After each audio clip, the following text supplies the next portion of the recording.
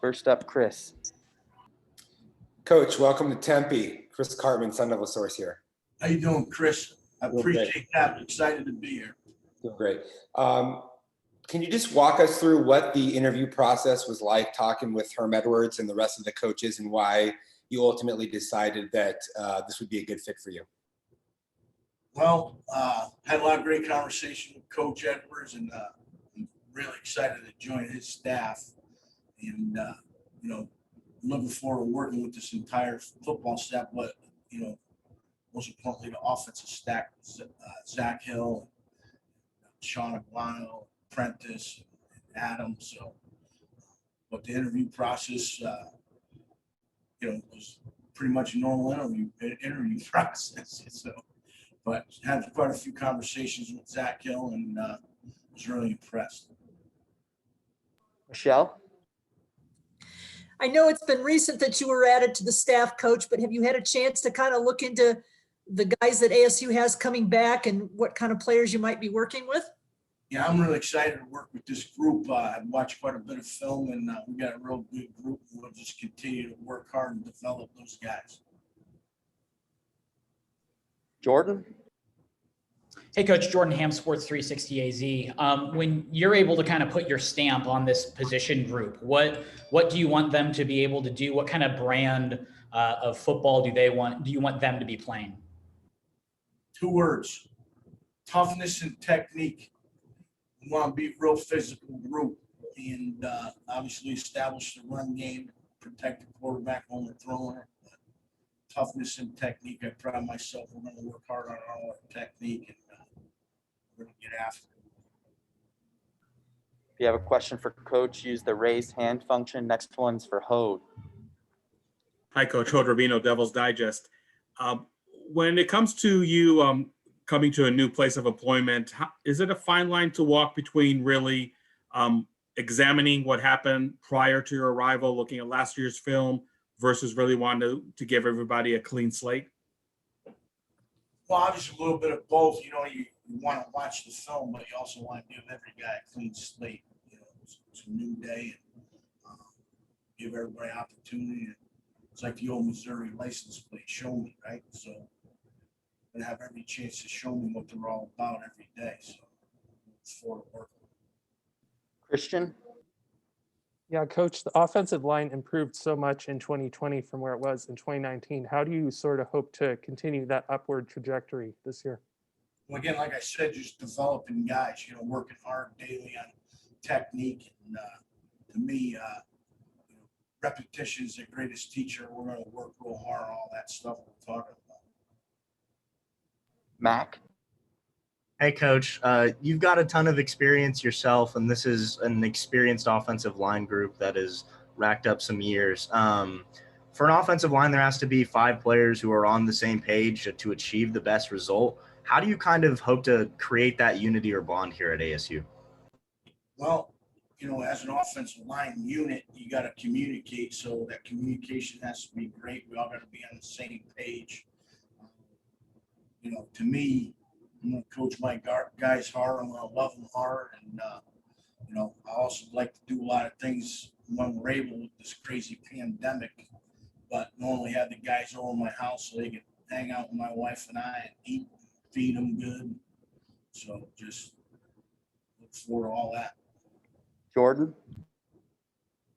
Coach, when Coach Edwards came to Tempe, he really emphasized the guys coming off the bus, being able to intimidate and have that size. As an outsider and now an insider, just where do you assess where the offensive line is physically, and where can they go from there? I'll be honest, just watching them on film, they're a physical group, I haven't really, I've got to meet them and I haven't worked with them yet. So I'm looking forward to that. Chris? Coach, you spent a lot of time at Oregon State with Mike Riley. Just wanted to get your thoughts on just the Pac-12 in general, and your experiences playing against Arizona State, and what you think about this location and its opportunity for success here. I spent a total of 13 years with Coach Riley. I was with him 10 at Oregon State and then 3 at Nebraska. So, and then coaching in this conference, that was one of the things that really intrigued me to get back here. I got a lot of great friends out here, and obviously week in and week out, it's great competition. So it'll be a fun deal. Any other questions for Coach? All right, Coach, thank you for the time. Thank you very much. Nice meeting everybody. How you guys doing? Good, Coach. How you doing? I'm doing great. We are back with linebackers coach Chris Claiborne. Thanks for the time, Coach. Oh, no, thanks for having me. If you have a question for Coach, please use the raise hand function. When asking your question, please state your name and affiliation. Thank you. Start off with Hode. Hi, Coach. Hode Rubino, Devil's Digest. How you doing? Good, man. How you doing? Good. Thanks for asking. So is there any way to not overstate the impact that Antonio Pierce had in you being sitting here right now as a member of this ASU staff? Nah, it's definitely him. He definitely got me in. But I will say this, when I stepped in the building to do the interview, the other coaches here made me feel welcome. And so when it came down to deciding of leaving USC and coming here, it wasn't hard because of the coaches, staff. I mean, again, they just made me feel so welcome just on the interview. So I can only imagine spending time over the next couple months with them, how it would be. Chris? Yes, sir. Chris Cartman, son of a source. Oh, there you go. Yeah. How you doing, Chief? Doing good, man. Just wanted to ask about this, this competition that's been brewing between ASU and USC, and you being on the other side of it now. Having played, for the Trojans and Southern California, deep roots and what ASU is trying to accomplish. Can you just give some perspective on how you see that? First of all, my job is to try to bring in the best talent. Some great talents in California, as well as there's some great talent in Arizona. So that's my main thing. And then as far as the competition between the two programs, it's about winning the Pac-12 South. And it doesn't matter who we got to go through to get there. That should be our only focus. But yes, USC has a great history. I know that. I've been there. I've been a part of it. But at the end of the day, I'm looking forward to what I got to do and be able to do here with the group of linebackers that I have here. So it's not personal, it's straight business. Christian. Yeah, hi, Coach. Christian Babcock, Cronkite News. Nice to meet you. Good. Appreciate your energy. It's nice. I was wondering, with the linebacking core that you have coming back, obviously so much experience and so much talent, how do you sort of plan to help them try to take that next step, looking at the next level and just their performance in the conference this season? Well, I think first of all is to make sure that we keep the culture right? Those guys are the leaders, not only on the field, but off the field. So that's going to be the first thing that I continue to push on them. AP's done a great job of developing those guys, but it's just going to be some new tweaks that I'm going to add to it. And our coaching style might be the same to them, might be a little different, but at the end of the day, just getting them to be more consistent and as productive as possible within the defense. Sometimes you can get yourself out of place trying to do something that you're not supposed to be doing. So just playing the defense and then creating as much depth. There's guys that haven't been starters that I believe can compete for those jobs. So I want to create as much competition in the room as possible. Michelle. Hey, Coach. Michelle Gardner, Arizona Republic newspaper. Welcome aboard. How you doing?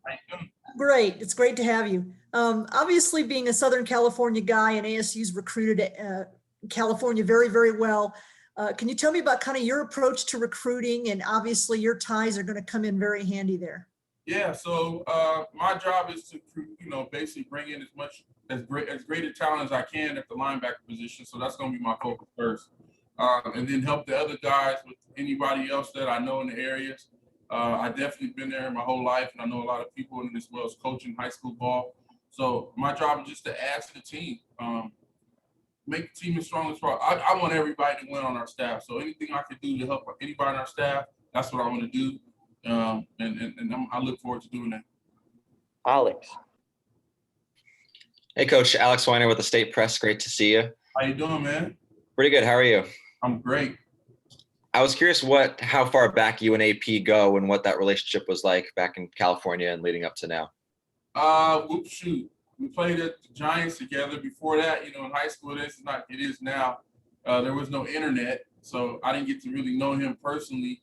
But over the years, being in the Pac-12 together, you hear about each other, and then having the opportunity to go coach, under him at Poly was awesome. So I think we created a great relationship there, and he got to see me, how I coached, and how I was hands-on, and got to see me day to day. So I think it helped with us making this transition to this when he went to coordinator, bringing me in order to be the linebacker coach. Hode? Coach, a lot of times we hear from folks like yourself who played against ASU, or just, living in SoCal, really familiar with the program, always talking about the Sun Devils being one of those programs like, always on the cusp, always like this close to getting over the hump. I'm just curious, when you look back at the game that ASU had against USC in the Coliseum, I know missed opportunity, but is that also maybe one more evidence, if you will, that this program can really compete, with anybody in the Pac-12 and really take it even a step further? Oh yeah, I think not only that, but I think you just have to finish. At the end of the day, some things, and which is great, you know what I mean? It's kind of like that spring, like having that spring ball gives you what you need for the next year, right? So now moving forward, you can know what you need to do to finish out. You can look back at it, and you also have a chance to work on it. And the turnaround is so much faster that it doesn't hurt as much, I believe. I think you can just get back to work, you know what I'm saying, fix the things that we need to do to win the game, finish out the game, and you'll be victorious. But I was on the other side. I was like, dang, we lose this one, woo, we out of here. They gonna get us out of here. So, man, but, I was happy on that day. But I think going forward, I'm really looking forward to us playing here, especially at home. And with the group of guys that we have, I'm really excited about it. Christian? Yeah, Coach, kind of a similar question, but just wondering, coming from USC, I think the ASU brand has sort of grown nationally under Coach Edwards. What was your perception of ASU as a program before you interviewed for the job? You mean this year or when I was playing? Just like, this year, right? Before you were going to interview, what was sort of your perception before getting to know everyone on the staff about what the program was like? I think just when looking at the team, it was like I had to do the breakdown on them. I was actually on the offensive room last year, so I had to do the breakdown on the defense. And it was just a lot of talent. Of course, a lot of guys from SoCal, so you knew they were going to be highly motivated because of their playing back at the Coliseum and playing against the guys they've been growing up with. You know what I mean? So there's a lot of talent here, and like Jeremy Lole, also, I had him at Poly. You know what I mean? So I knew those guys. Coached against the other the linebacker. So yeah, Butler. I have Merlin on my 7-on-7 team back in the day, so knew what those guys could do and played against Merlin when we were at Poly when he was at Sarah. So having those guys. And knowing those guys, I knew that they was going to come with it. And they played a hell of a game, honestly. Defensively, they did a lot of great things. They just need to finish. Michael? Yeah, Coach, Michael Carasino, Believe in the Pac-12 podcast. Glad you're here. So speaking of defense, I mean, in this day and age when it's all about offense and scoring, I mean, is it fun coaching defense, or does it get more frustrating? Because me personally, I love defensive battles. I don't care if it's a low score as long as it's a good game. But is it, when you're coaching, I mean, is it tougher with the guys to just get them focused on overall what you want to do?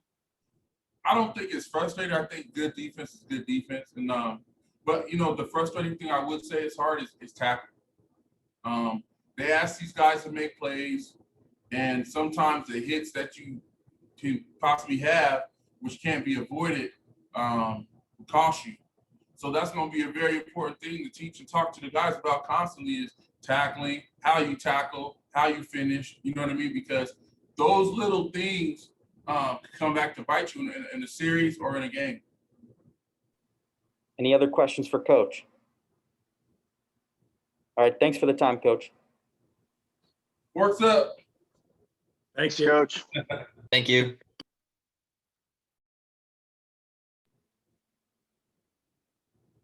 First question, Chris Cartman. Chris Cartman, son of a source. Adam, congratulations. Thoughts on the group that you're inheriting. And obviously, you know those guys quite well, have worked with them already.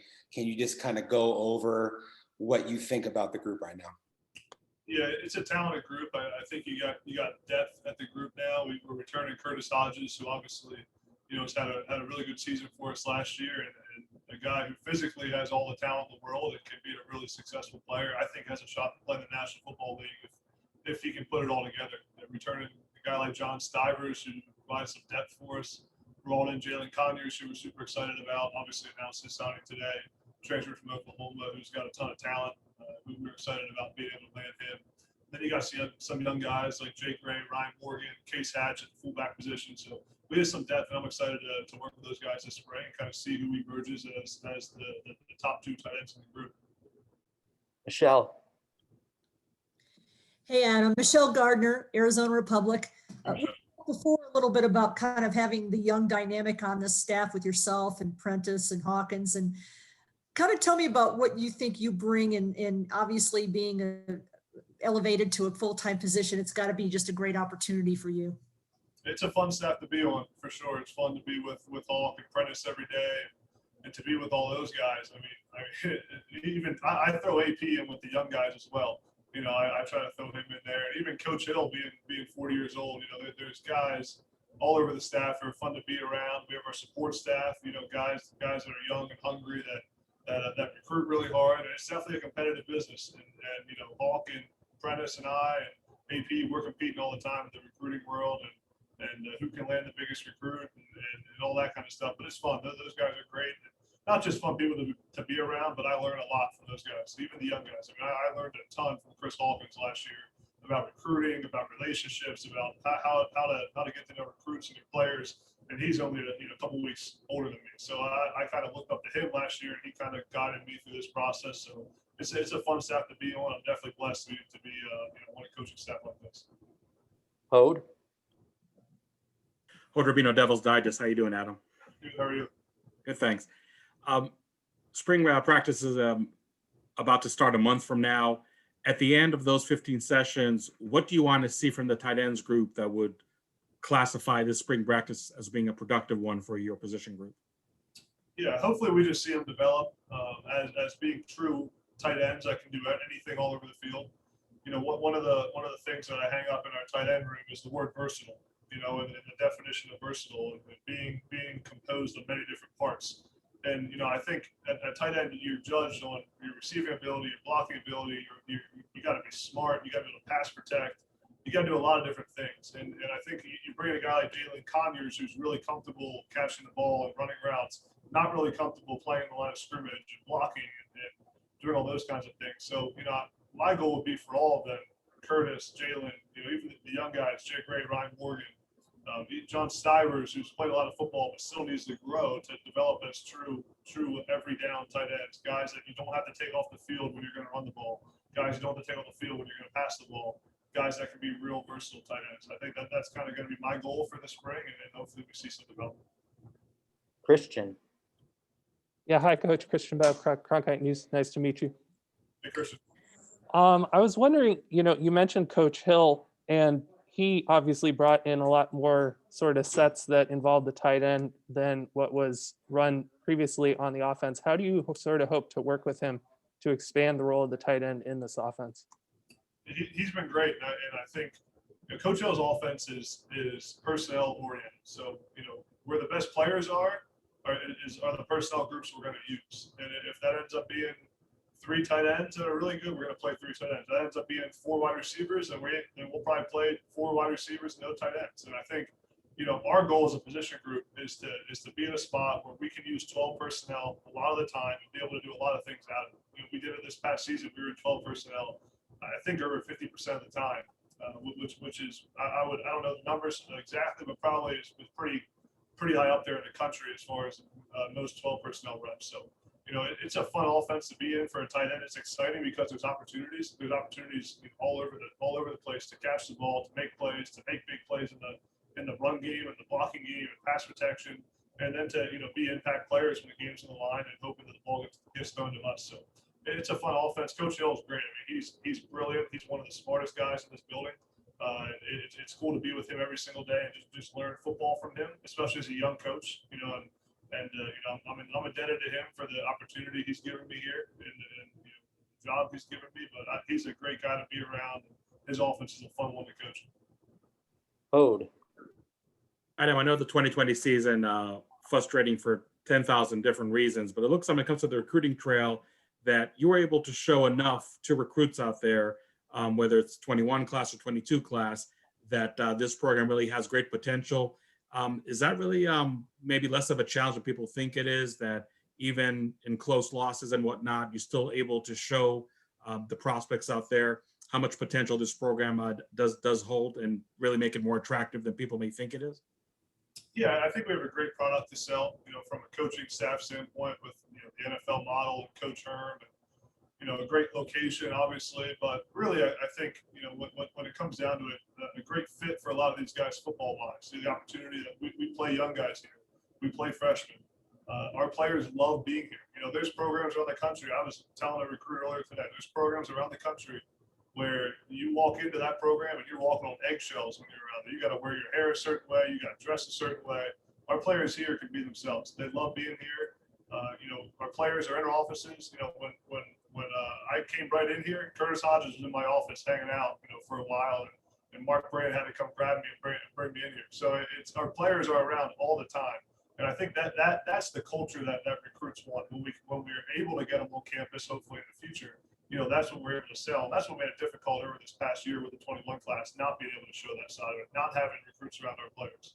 But I think we're able to have some success with our 21 class. We're super excited about, obviously, a smaller class than normal. Signed 17 guys. But I think it's going to end up being, when we look back on this class in 4 years, we're going to say this is one of the best classes Arizona State's had. And even though it was smaller, you add in the transfers we got, which were big pickups, big time recruits out of high school. Jalen Connors was the top 75 player out of high school. Tristan Miller was a top 200 player. Travis Moore is a big time get for the defense. I mean, you add in those transfers, and this 2021 class is pretty special. Michael?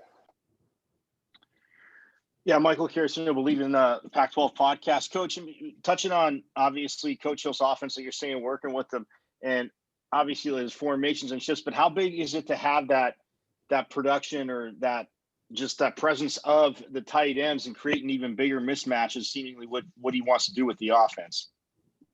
It's huge. It's huge. I mean, when you're able to have a tight end or two tight ends that can be a mismatch in the pass game, and what really creates opportunities at the tight end position is when you can have two tight ends in there who aren't just two receiving tight ends, but two tight ends that are real tight ends and that they can make plays in the passing game. Because when it comes to personnel, defense is looking at who's on the field before they make their calls. So when we walk on the field with two tight ends that are great athletes, a guy like Curtis Hodges who can play in line, who can make plays in the passing game, that defense doesn't know, are we going to run the ball? Are we going to throw the ball? What's our tendency there? So when you have two really good tight ends, or even three, or you can do a lot of cool things in the passing game and in the run game to keep a defense off balance. And that's what we're trying to do as an offense, is keep the defense guessing, keep them off balance. So it's huge, and these guys have an opportunity.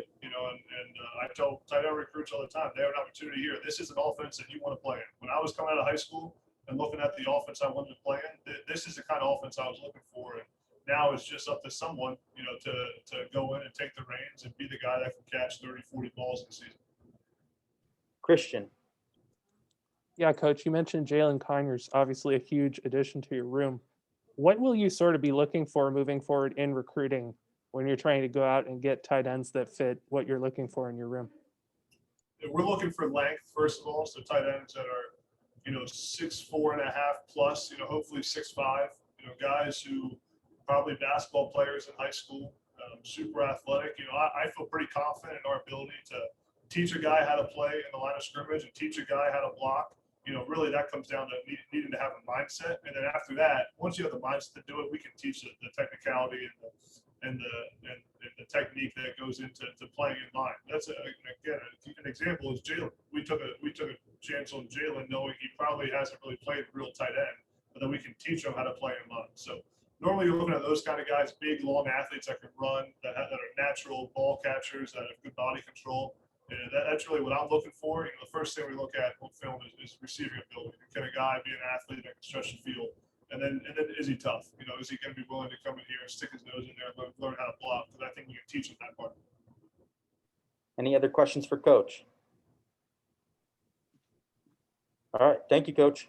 Thanks, guys. Appreciate it. Um,